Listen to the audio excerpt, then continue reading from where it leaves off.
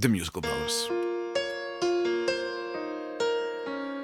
The Musical Brothers presenteren Zonne-eclips, The Musical. Wat is er aan de hand? Mensen lopen storm voor van die kleine zwarte brillen waardoor je niks kan zien. Wat is er aan de hand? Mensen spreken af op de Facebookpagina van Sterrenwacht Wat Armand is er aan de Pier. hand? Er zijn nog altijd mensen die geen brilletje vonden, ook al hebben ze zich rood Wat is er aan de gezocht. hand? Wie had er verwacht dat het zo'n vaart zou lopen? Ze zijn al weken uitverkocht.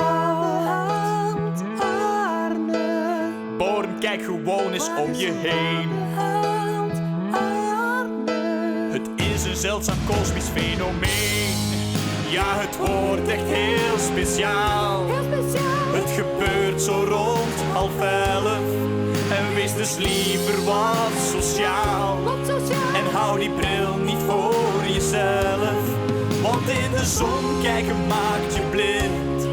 En dat zou zonde zijn, want geen special effects of CGI. Het gebeurt nu in het echt, zie dat af aan mij. Alle goede plekken zijn al overbevolkt, maar met een beetje pech is het straks bewoond. Straks bewoond. Dan was het alles voor niets. En dan lopen we op het tand. Ja, dan lopen we op het Na tand. 16 jaar wachten op moeder natuur, kunnen we weer hopen, want er is eindelijk terug een zonne-eclips in ons land.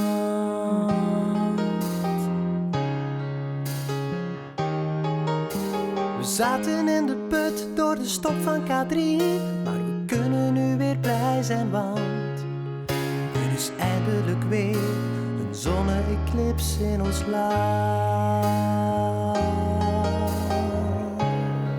Zonne-eclips, The Musical. Bestel nu je tickets en ontvang nu al je brilletje voor 2026.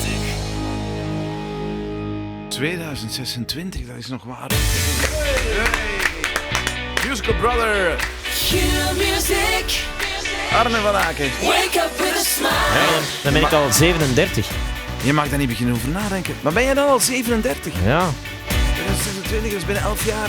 Oh nee, mag je niet aan. Ik ben met prepensioen. Hoe oud ben jij dan? Oh, dat weet ik niet meer. Ik zal dan al zo oud zijn dat ik het vergeten ben hoe oud ik ben.